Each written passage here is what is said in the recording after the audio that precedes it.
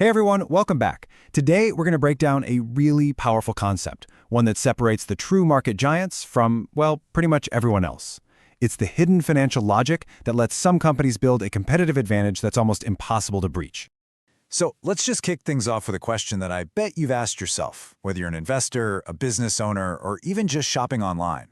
You see a massive company, think Amazon or Walmart, and their prices are just so low, you kind of have to wonder, how on earth is that even possible? How are they making any money at all? Well, here's the thing. It's not some kind of magic trick. It's a very specific, totally analyzable advantage. And once you see it, I promise, you'll start noticing it everywhere. It's called Economies of Scale, and today we're going to unpack exactly how it works. Okay, let's dive right into this core concept. What do we actually mean when we say a company has scale? And its heart, the idea is actually super simple, but it's also incredibly powerful. The more you make of something, the cheaper it becomes to make each individual one. And this isn't just about being big for the sake of being big, it's about becoming more efficient because you're big. I love this analogy because it makes it so clear. Think about it. Let's say you're making rotis. The cost of your oven, your kitchen, your staff, those are all fixed costs, right? They don't change much. If you only make 100 rotis, each one has to absorb a big chunk of those costs. But what if you make 1,000,000? Suddenly, those exact same fixed costs get spread so thin that the cost for each individual roti just plummets.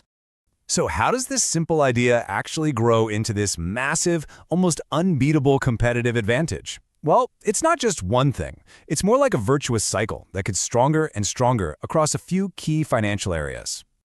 It really boils down to three main ways that scale pays off. And the cool thing is, you can actually track these on a company's financial statements. It changes how they produce things, how they buy their raw materials, and ultimately how much money they get to keep. So first up, this is basically our roti analogy playing out in the real world. For a big manufacturer, this directly lowers what's called the cost of goods sold, or COGS, for every single item they make. That means their direct cost to create one product or provide one service just keeps going down, which is a massive advantage over smaller players. Second, bargaining power.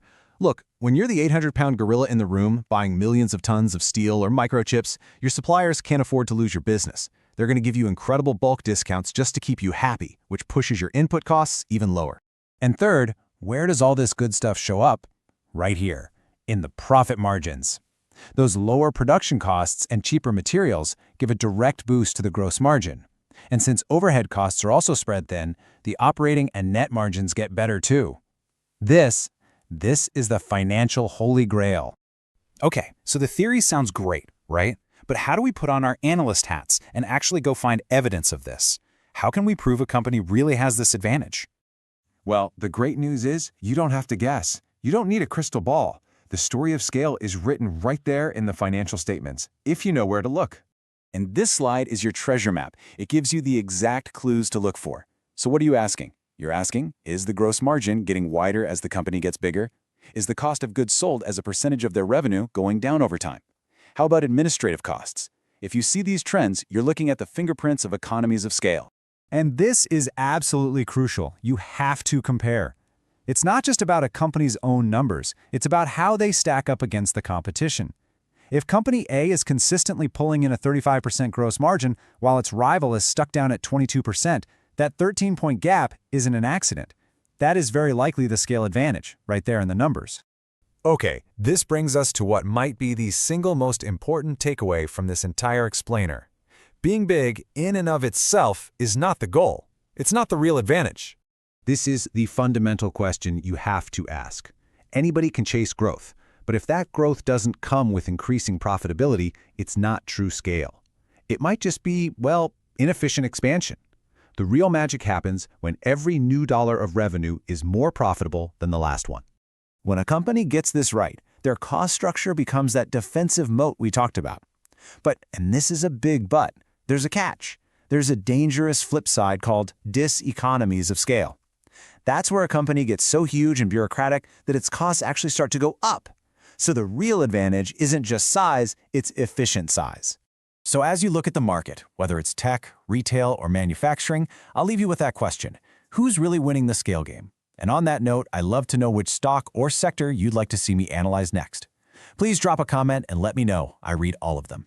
You know, here on your analyzer, we don't just discuss stocks. We try to explain every fundamental concept just like this one, so you can analyze companies yourself. So for more deep learning like this, go ahead and subscribe to the channel and don't forget to hit that bell icon. Thanks so much for watching, and I'll see you in the next one. Disclaimer. Educational content only. Not SEBI registered. This is not a buy/sell recommendation. Invest at your own risk.